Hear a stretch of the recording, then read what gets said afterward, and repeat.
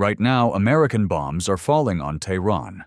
American fighter jets are in Iranian airspace. American missiles are hitting Iranian nuclear sites. The President of the United States just announced major combat operations against the Islamic Republic of Iran. But wait, Iran didn't attack America. Iran attacked Israel. So why are American soldiers fighting and potentially dying in a war between two Middle Eastern countries? This is the question that everyone should be asking. And the answer takes us back over 70 years, through coups, revolutions, hostages, oil, and a grudge that neither side can let go. Let me explain why America is at war with Iran. It started with oil. The year was 1953. Iran was a constitutional monarchy with a democratically elected prime minister named Mohammad Mosaddegh. He was wildly popular. Time magazine named him Person of the Year. And he just did something that made the West furious. He nationalized Iran's oil. See, for decades, a British company called the Anglo-Iranian Oil Company, which later became BP, controlled Iran's oil industry. They extracted Iranian oil, refined it, sold it, and gave Iran a pathetic share of the profits. Iranians were poor, while foreigners got rich off their resources. Mossadegh said, "No more. This is our oil. We're taking it back." Britain was outraged. They organized a global boycott of Iranian oil. They froze Iranian assets. They wanted Mossadegh gone, but Britain couldn't do it alone. They needed America. At first, the Truman administration said no. Overthrowing a democracy, that's not what America does. But then Eisenhower became president, and the Cold War was heating up. British intelligence convinced the CIA that Mossadegh might align with the Soviet Union. Communist Iran? That was unacceptable. So the CIA organized a coup. Operation Ajax. On August 19, 1953, CIA paid mobs flooded the streets of Tehran. They bribed newspaper editors, religious leaders, military officers, and street thugs. About 300 people died in the chaos. Mossadegh was arrested and spent the rest of his life under house arrest. The Shah, Mohammad Reza Pahlavi, was put back in power. And as thanks for American help, he signed over 40% of Iran's oil fields to U.S. companies. America had its first major covert regime change. It worked perfectly. Or so they thought. For the next 26 years, the Shah was one of America's closest allies. He bought billions of dollars of American weapons. He let American companies extract Iranian oil. He opposed the Soviet Union. He was the perfect Cold War partner. But inside Iran, the Shah was a tyrant. His secret police, Savak, was trained by the CIA and Israeli Mossad. They tortured and killed political opponents. They crushed any dissent. Meanwhile, the Shah was modernizing Iran at breakneck speed. He called it the White Revolution. Women got more rights. Land was redistributed. Iran was becoming more Western, more secular, more modern. Some Iranians loved it. Many others, especially religious conservatives, hated it. They saw their culture being destroyed. They saw corruption everywhere. They saw a dictator propped up by foreign powers. And they remembered 1953. They remembered that America had overthrown their democracy and installed this dictator. That memory burned. By the late 1970s, protests were spreading across Iran. Workers, students, clerics. Everyone was united against the Shah. In January 1979, the Shah fled Iran. He would never return. And then Ayatollah Khomeini arrived. Ruhollah Khomeini was an elderly cleric who had spent 15 years in exile. He had been expelled from Iran for opposing the Shah's reforms. Now he returned in triumph. Millions of Iranians greeted him. The Islamic Republic was born. And from day one, America was the enemy. Khomeini called the United States the _2_. He blamed America for everything. for the 1953 coup, for supporting the Shah's dictatorship, for corrupting Iranian culture, for exploiting Iranian resources. The revolution was as much against American influence as it was against the Shah. Then came November 4th, 1979. Iranian students stormed the U.S. Embassy in Tehran. They took 52 American diplomats and citizens hostage. They held them for 444 days. 444 days of humiliation for America. Every night on the news, Americans watched footage of blindfolded hostages being paraded by Iranian militants. The crisis destroyed Jimmy Carter's presidency. It traumatized an entire generation of Americans. The hostages were eventually released, the day Ronald Reagan was inaugurated, as a final insult to Carter. But the damage was done. America and Iran were now mortal enemies. Just months after the hostage crisis ended, Iraq invaded Iran. Saddam Hussein, Iraq's dictator, thought the revolutionary chaos made Iran vulnerable. He wanted to seize Iranian oil fields and become the dominant power in the Persian Gulf. America chose a side. They chose Saddam. Yes, the same Saddam Hussein that America would later invade Iraq to remove. In 1980, he was our ally against Iran. The U.S. provided Iraq with intelligence, weapons, and diplomatic support. When Saddam used chemical weapons against Iranian soldiers, war crimes by any definition, America looked the other way. When Iraq gassed Kurdish civilians in Halabja, killing 5,000 people, the Reagan administration blocked condemnation at the United Nations. The Iran-Iraq War lasted 8 years. 1 million people died. Iran never forgot that America helped the enemy. And it got worse. On July 3, 1988, the USS Vincennes, an American warship in the Persian Gulf, shot down Iran Air Flight 655, a commercial airliner. 290 civilians died, including 66 children. America said it was an accident. The captain thought the plane was an attacking Iranian fighter jet.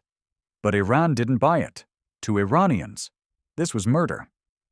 And America never apologized. The Iran-Iraq War ended a few weeks later. But the wounds never healed. For the next 3 decades, America and Iran were locked in a Cold War. America imposed sanctions, trying to strangle Iran's economy. Iran funded militant groups, Hezbollah in Lebanon, Hamas in Gaza, various militias in Iraq, that attacked American allies and killed American soldiers. America assassinated Iranian scientists working on the nuclear program. Iran captured American sailors and held them hostage. America launched cyber attacks that destroyed Iranian centrifuges. Iran attacked oil tankers and American bases through proxies. Neither side could defeat the other.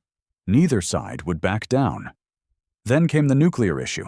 Iran's nuclear program, originally started under the Shah with American help, had continued after the revolution. By the 2000s, international inspectors discovered that Iran was secretly enriching uranium. The same process that produces fuel for reactors can, with further enrichment, produce material for nuclear bombs. Israel was terrified. America was alarmed. The United Nations imposed sanctions. In 2015, after years of negotiations, a deal was reached, the JCPOA, the Joint Comprehensive Plan of Action. Iran agreed to limit its nuclear program. In exchange, sanctions would be lifted. For a moment, it seemed like the cycle might end. Then Donald Trump became president. In 2018, Trump pulled America out of the nuclear deal. He reimposed sanctions. He called it the worst deal ever made. Israeli Prime Minister Benjamin Netanyahu had lobbied hard for this. He never trusted the deal. He argued that Iran was cheating, that the deal merely delayed Iran's nuclear ambitions rather than eliminating them. With America out of the deal, Iran had no reason to comply anymore. They started enriching uranium again. 20%, 60%, getting closer and closer to weapons grade. In January 2020, Trump ordered the assassination of Qasem Soleimani, Iran's most powerful general. the man who built Iran's entire network of proxy forces across the Middle East. A U.S. drone strike killed him at Baghdad airport. Iran retaliated by launching missiles at American bases in Iraq. Over 100 American soldiers suffered traumatic brain injuries, but no one was killed, and the crisis didn't escalate further. Then came October 7, 2023. When Hamas attacked Israel, Iran saw an opportunity. They hadn't planned the attack. Even Israeli intelligence believes Hamas acted independently, but they were happy to take advantage. Hezbollah launched rockets from Lebanon. The Houthis in Yemen attacked ships in the Red Sea.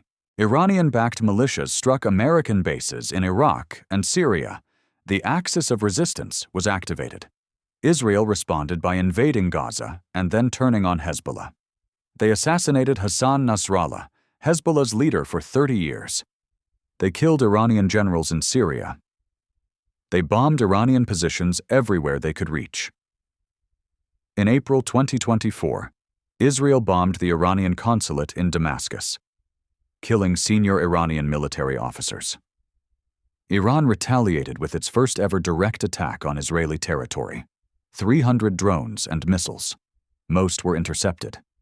The two countries exchanged strikes again in October 2024. Then, in June 2025, Israel launched a full-scale air campaign against Iran. The U.S. joined, striking Iran's nuclear facilities. A ceasefire was reached after 12 days, but it didn't hold. Now, in February 2026, America and Israel are at war with Iran again.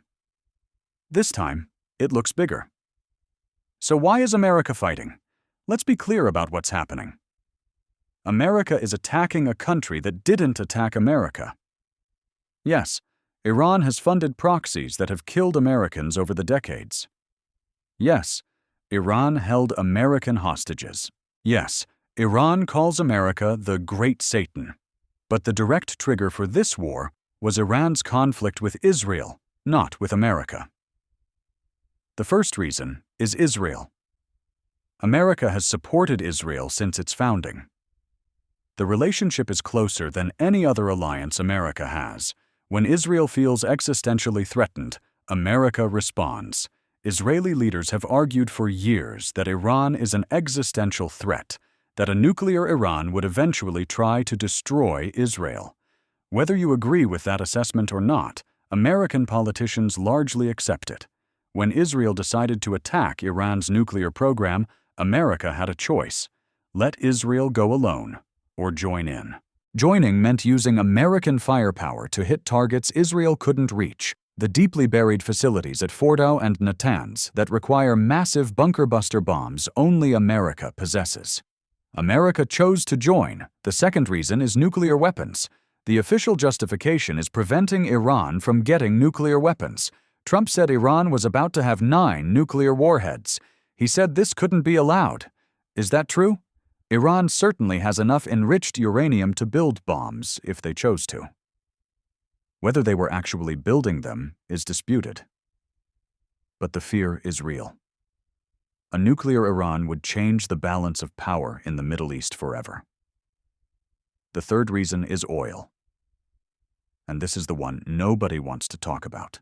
20% of the world's oil passes through the Strait of Hormuz, a narrow waterway controlled by Iran. If Iran closes that strait, or even threatens to, oil prices spike and the global economy suffers. America has military bases all over the Gulf specifically to protect oil shipping routes. Qatar, Bahrain, Kuwait, UAE, 40,000 to 50,000 American troops are stationed across the region. Al Udeid Air Base in Qatar is the headquarters of U.S. Central Command. The Fifth Fleet in Bahrain patrols the Gulf. These bases exist because of oil.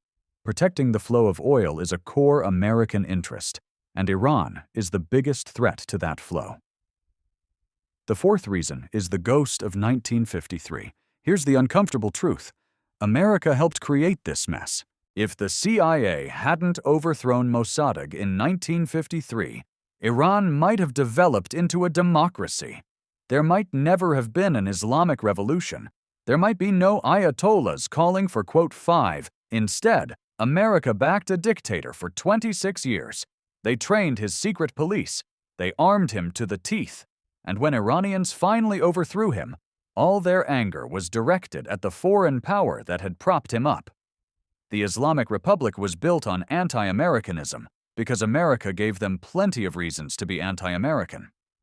Now, 73 years after the coup, America is bombing Tehran. The cycle continues. Here's what nobody in Washington talks about: the human cost. When American bombs fall on Iran, they don't just hit military targets. Early reports say a girls' elementary school was struck, killing dozens of children. Whether it was deliberate or a mistake doesn't matter to those families. When Iranian missiles hit American bases, American soldiers are wounded. Some might die. They signed up to defend America. But did they sign up to fight Israel's war? When this war disrupts oil supplies, prices spike everywhere. Americans pay more at the gas pump. Europeans pay more to heat their homes. And ordinary Iranians, who have lived under sanctions for decades, who have watched their currency collapse and their economy crumble, who protested against their own government and were shot in the streets, they pay the highest price of all. America is fighting Iran because of Israel, because of nuclear fears, because of oil, and because of 73 years of accumulated hostility. Is it justified? That depends on who you ask. If you believe Iran was about to get nuclear weapons, maybe destroying that program is worth the cost. If you believe America has a duty to protect Israel, maybe this war is necessary.